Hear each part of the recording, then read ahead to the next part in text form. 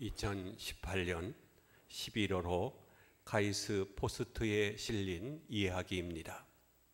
미국 캘리포니아에서 선물 가게를 운영하고 있는 다나 베스톤이라고 하는 주부가 기고한 자기 경험담입니다. 형제의 선물이라고 하는 제목의 글입니다.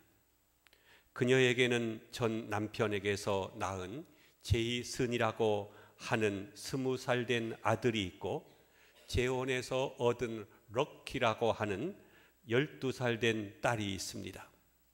그리고 4살 된 딸이 있는데, 이 딸이 심각한 병으로 죽어가고 있습니다. 악성 바이러스가 침투해서 간에 침투하여 간장이 제 기능을 발휘하지 못하게 된 것입니다. 12시간 안에 간 이식을 받지 못하면 죽을 수밖에 없는 절박한 시간이 왔습니다. 의사는 말했습니다. 시간이 없습니다. 유일한 소망은 살아있는 간 기증자를 구하는 것입니다. 신장이 아니라 간입니다. 사람은요, 이 신장은 2개를 가졌습니다. 그래서 마음을 쓰면 하나는 나누어 줄 수 있지만 간은 누구에게나 하나밖에 없습니다. 그것을 절반을 잘라서 주는 것, 이 같은 위험한 수술을 하겠다고 선뜻 나서는 사람이 누가 있겠습니까? 그것도 12시간 안에 말입니다. 모두가 염려하고 걱정했습니다.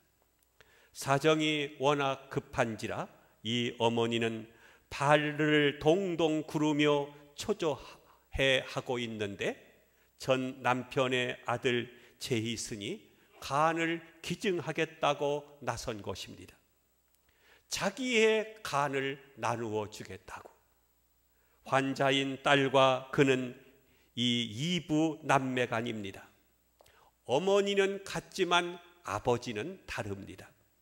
그러니 체질적으로 맞을런지 이번에는 그것이 걱정이 되었습니다마는 다행히 맞을 것 같다고 합니다. 맞기를 바라는 불안한 마음 가운데서 이제 수술을 받게 됩니다. 아들 제이슨과 4살 된 딸을 수술실에 들려보내고 수술이 진행되는 동안 이 어머니는 12살 된 딸의 손을 꼭 잡고 수술실 앞에서 무릎을 꿇고 하나님 앞에 기도합니다. 잘못하면 2 자식을 한꺼번에 잃어버리게 될지도 모릅니다. 초조와 긴장, 그리고 염려, 그러나 한편으로 생각하면 감사한 일입니다. 아들 제이슨은 친동생도 아닌 2부 누이인데 생명같이 소중한 간을 나누어 주겠다고 수술실에 들어간 것입니다. 그 마음이 너무나도 고마운 것입니다. 그렇구나, 이렇게 강팍한 세상에 이렇게도 사랑스러운 내 아들이 있었구나. 하도 고마워서 하나님 앞에 감사의 기도를 드리는 것입니다. 수술 자체를 생각하면 걱정이지만 생각할수록 감사한 것입니다. 우리 가정에 이렇게 아름다운 사랑이 있었구나. 내 아들이 이렇듯 귀한 사랑을 드러내는구나. 감사한 일입니다. 이렇듯 한편으로는 감사하고 다른 한편으로는 걱정하는 그 초조 가운데 드디어 수술이 끝났습니다. 수술은 성공적이어서 남매는 둘 다 무사했다고 합니다. 이것이 바로 형제의 선물 이야기입니다. 형제가 준 가장 귀한 선물이라고 하는 뜻입니다. 어머니는 깊이 감사 기도했습니다. 성도 여러분, 이렇게 감사와 염려는 서로 엇갈리는 것입니다. 한편으로는 걱정이 됩니다. 그러나 다른 한편으로 생각하면 감사한 것입니다. 이쪽에서 보면 걱정투성이요, 저쪽에서 보면 감사한 것입니다. 그것이 세상입니다. 아주 좋은 여건에서도 원망과 불평으로 사는 사람이 있는가 하면, 남들보다 불우한 환경 가운데 사는데도 생각이 달라서 항상 감사하며 살아가는 사람들이 있습니다. 영어에서 싱크와 생크는 어원이 같다고 합니다. 생각한다와 감사한다는 말은 그 뿌리가 같다는 것입니다. 그렇습니다. 무엇을 생각하느냐가 중요합니다. 무엇부터 생각하느냐, 또 무엇을 먼저 생각하느냐 하는 것입니다. 여러분, 환경이 달라져야만이 되는 것이 아닙니다. 세상이 달라져야만이 감사할 수 있는 것이 아닙니다. 감사의 은혜를 가진 사람이 있습니다. 다른 각도에서 보면 감사하게 되는 것입니다. 믿음이 있는 사람은 어느 각도에서나 감사할 수 있습니다. 겸손한 사람이 감사할 수 있습니다. 사람의 눈으로 세상을 보면 그 어떠한 그 사랑의 눈으로 보면 어떠한 여건 하에서도 하나님 앞에 감사하게 되는 것입니다. 어느 날 발명왕 에디슨이 긴 여행을 하게 되었습니다. 발명을 위해서 온 시간을 바친 사람이어서 여행 중에도 그는 기차 안에서 자그마한 실험실을 만들어 놓고 거기에서도 연구를 하고 있었습니다. 그런데 기차가 덜커덩 하는 바람에 그만 시약병이 바닥에 떨어지고 이게 화학작용을 일으켜서 연구실에 불이 난 것입니다. 그래서 그동안 연구해 오던 자료가 몽땅 타버렸습니다. 자신의 몸도 위험하게 되었을 때에 차장이 달려와서 그를 차장 밖으로 내던졌습니다. 그래서 겨우 목숨은 건졌는데 그때 다쳐서 귀가 멀게 된 것입니다. 먹보가 된 것이죠. 그러나 그는 그 고난을 딛고 한평생 동안 많은 연구를 했고 많은 발견을 했습니다. 그래서 발명왕이라고 하는 명성도 얻게 된 것입니다. 사람들이 그에게 물었습니다. 귀가 멀어서 안 들리는데 어떻게 그렇게 많은 연구를 할 수 있었습니까? 많은 사람들이 그에게 물었을 때에 그는 이렇게 대답을 했다고 합니다. 나는 귀가 먼 것을 감사합니다. 아무리 밖이 시끄러워도 못 들으니 그 덕에 연구에만 몰두할 수 있었습니다. 그래서 귀가 먼 것을 오히려 저는 감사하고 있습니다 라고 말하는 것입니다. 보십시오. 어느 각도에서 보느냐가 중요합니다. 무엇을 생각하느냐에 따라서 감사가 되고 원망이 될 수 있는 것입니다. 환경이 바뀌고 여건이 바뀌고 세상이 달라지기를 한평생 기다려도 그 사람의 입에서는 감사가 없습니다. 여러분, 무엇이 복이겠습니까? 잘 산다고 해서 행복한 것이 아닙니다. 많이 가졌다고 해서 행복한 것이 아닙니다. 출세했다고 해서 복이 아닙니다. 감사하면서 사는 것이 복인 것입니다. 믿으시기를 축원합니다. 오늘 성경을 보면은요, 다니엘의 감사 기도가 있습니다. 그는 이스라엘 백성들이 바벨론의 포로로 잡혀갈 때 함께 끌려간 사람이죠. 포로로 잡혀갔으니 어디까지나 포로입니다. 그런데 그의 총명과 지혜가 워낙 뛰어나서 바벨론 왕이 그를 등용하여 정치를 하게 됩니다. 세상이 바뀌어서 바벨론이 망하고 메대와 바사로 나뉘어지게 되었는데, 메대왕 다리오가 다니엘을 정치가로 기용하게 됩니다. 워낙 충성되고 총명하기 때문입니다. 그래서 다니엘은 큰 영광을 누리게 되었습니다. 다리오 왕은 120명의 방백들을 거느리며 나라를 다스렸는데, 그들을 위해 3명의 총리를 두었습니다. 다니엘은 3 총리 중에 한 사람입니다. 오늘 본문 3절을 보면 다니엘은 마음이 민첩하여 총리들과 고관들 위에 뛰어남으로 왕이 그를 세워 전국을 다스리게 하고자 한지라 라고 했습니다. 이때 많은 사람들의 시기와 질투가 생기게 되죠. 바벨론 사람들이 이 이방 사람 포로 출신을 가만히 놔둘 리가 없습니다.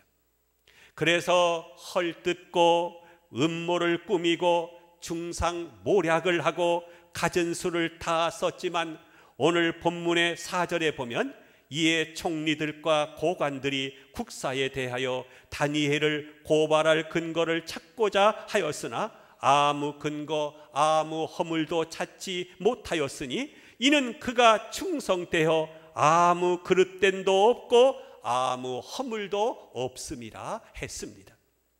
워낙 허물이 없고 충성된 사람이다 보니 다른 일로서는 그를 고소할 수가 없었던 것입니다. 그래서 올무를 하나 걸었는데 신앙 문제를 들고 나온 것입니다. 7절에 보면 이제부터 30일 동안 누구든지 왕 외에 어느 신에게나 사람에게 무엇을 구하면 사자굴에 던져 넣기로 한 것입니다. 이런 금령을 만들었고 여기에 다리오 왕이 도장을 찍은 것입니다. 옛날 말로 말하면 어인을 찍은 것이죠. 그런데 다니엘은 왕의 도장이 찍힌 것을 알면서도 집에 돌아가서는 예루살렘으로 향한 창문을 열고 의연하게 하나님 앞에 기도한 것입니다. 보십시오. 그는 하나님의 뜻을 따랐습니다. 진실되게 살았습니다. 정직하게 살았습니다. 충성되이 살았습니다. 그런데 왜 사자굴입니까? 하나님 어디에 계십니까?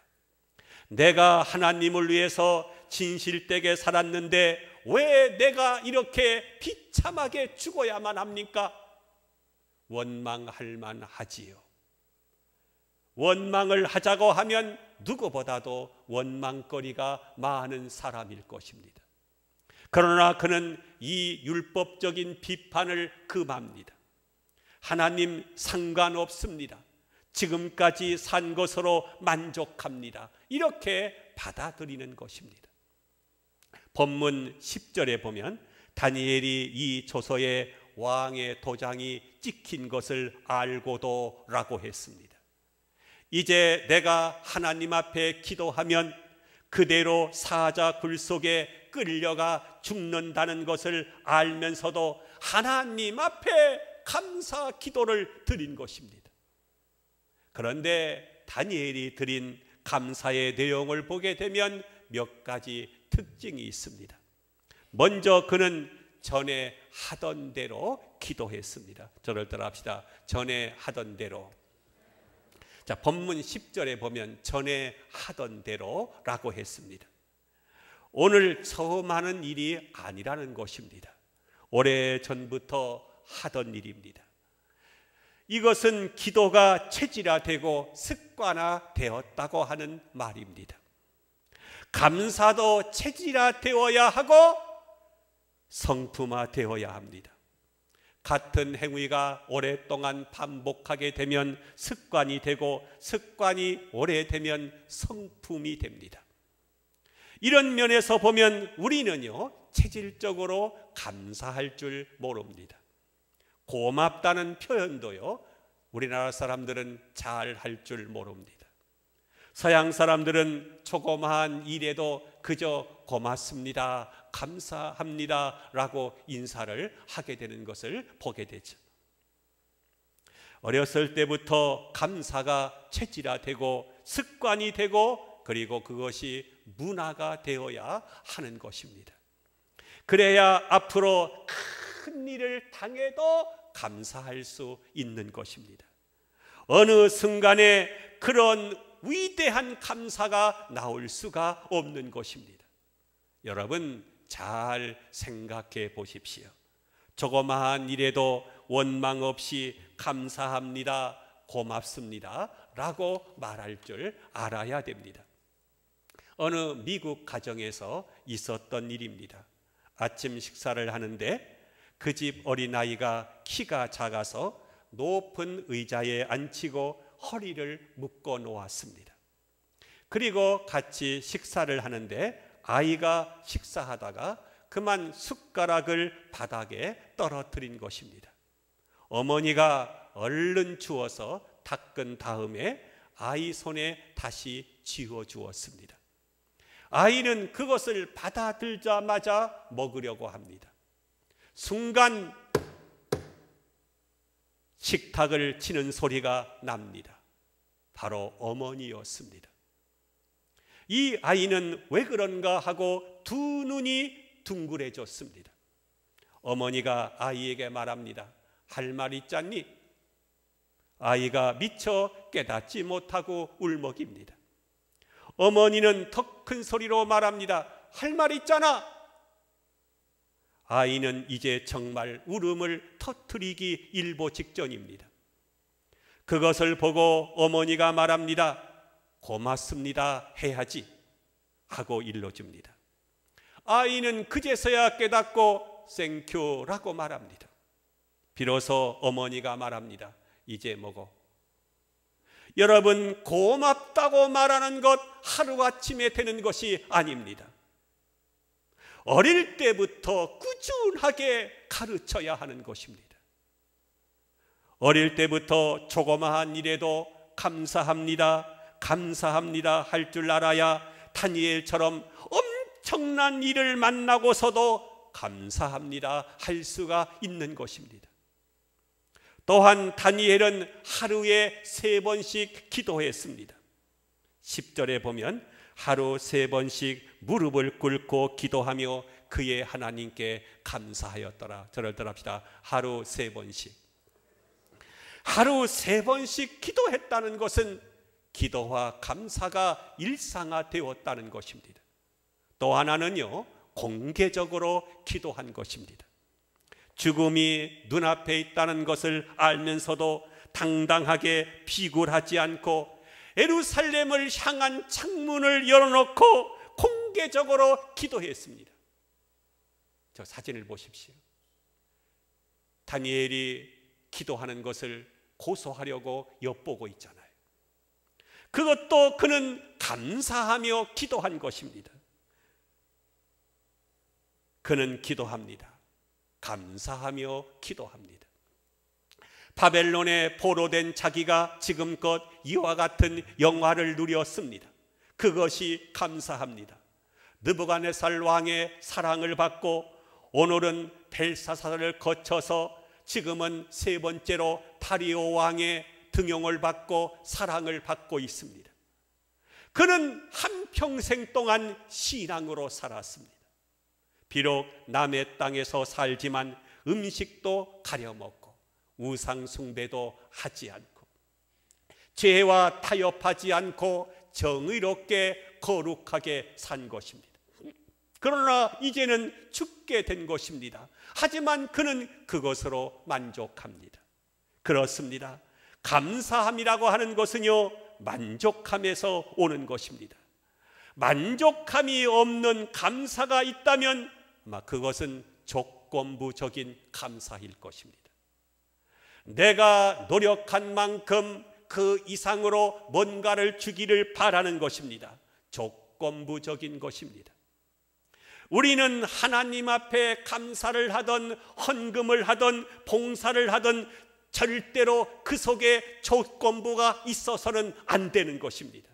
무조건적이어야 합니다. 하나님이요, 우리에게 조건을 걸면서 사랑했습니까? 내가 너에게 내 아들을 줄 것인데 너는 나에게 네 목숨을 주겠느냐? 그런 조건을 걸지 않았습니다. 그냥 무조건적으로 하나님의 사랑을 주신 것입니다. 이 마당에 이르러 다리에는 이제 복 받을 것도 없고 상 받을 것도 없습니다. 이대로 죽을 테니까요. 죽을 것을 각오하고 죽게 된 시점에 하나님 앞에 감사하고 있는 것입니다. 만족합니다. 이제로 만족해요. 거룩한 백성으로 의롭게 선하게 이렇게 살고 깨끗하게 죽어갑니다. 그러면서 하나님 감사합니다 라고 말합니다. 이것이 위대한 감사요, 절대적인 감사인 것입니다. 그리고 자기 생명을 하나님께 위탁하면서 지금 저는 주님 앞으로 갑니다, 감사합니다 하는 것입니다. 한 심리학자가 특이한 실험을 했습니다. 어느 동네의 한 구역을 택해서 집집마다 매월 $100, 우리나라 돈으로 하면 12만 원 정도, 이것을 집집마다 갖다 놓은 후에 그 결과를 관찰하기로 했습니다. 실험 전날 사람들은 이 사람 미친 사람 아니야? 의아해하면서도 슬그머니 돈은 집어갔습니다. 사흘이 지나자 $100를 집 앞에 놓고 간 사람의 이야기로 온 동네가 떠들썩했습니다. 둘째 주쯤 지나자 현관 앞에 나와 돈을 기다리는 사람이 있었습니다. 셋째 주쯤 지나자 돈 받는 것을 지금은 전혀 이상해하지 않았고, 넷째 주가 되었을 때에 이제는 아주 당연한 것으로 생각을 했습니다. 실험 기간이 한 달이 지나자 심리학자는 돈을 집 앞에 놓지 않고 그냥 동네를 지나갔습니다.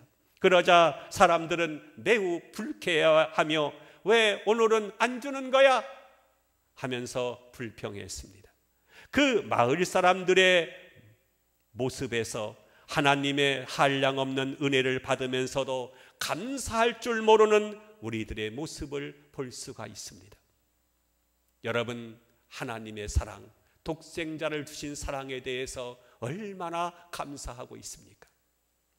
올해도 크고 작은 사건과 사고 중에서 내가 건강하게 이 아침에 나와 예배 드릴 수 있다는 것에 대해서 얼마나 감사하고 있습니까? 성도 여러분, 어떤 어려운 일이 있습니까? 또 어떤 고마운 일이 있으십니까? 그것을 당연한 것으로 받아들이지 마십시오. 세상의 은혜를 당연히 받을 사람이 어디 있겠습니까? 하나님 아버지, 나는 이러한 은혜를 받을 만한 자격이 없는 사람입니다. 그저 부족하고 허물 많은 사람인데 하나님께서 날마다 은혜를 주셔서 제가 살고 있을 뿐입니다. 사도 바울이 고백한 것처럼 나의 나 된 것은 하나님의 은혜로 된 것입니다 라고 고백할 수 있어야 하는 것입니다. 이제 우리는 하나님 앞에 깊이 생각해야 할 것입니다.